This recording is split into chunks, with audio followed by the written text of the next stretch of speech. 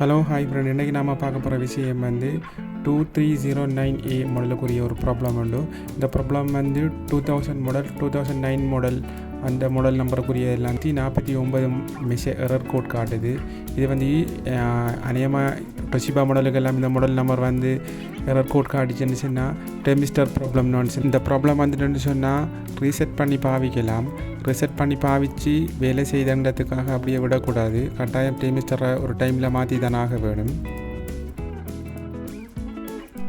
நீங்கள் தேவைன்னு சொன்னால் டெர்மிஸ்டரை கலட்டி ஒருக்கா க்ளீன் பண்ணிவிட்டு போட்டு பார்க்கலாம். அப்படி தொடர்ச்சியாக வேலை செஞ்சுட்டேன்னு சொன்னால் அப்படி நார்மலாக விடலாம். அப்படி வேலை செய்யலைன்னு சொன்னால் நீங்கள் கட்டாயம் டெர்மிஸ்டர் மாற்றி தானே ஆகணும்.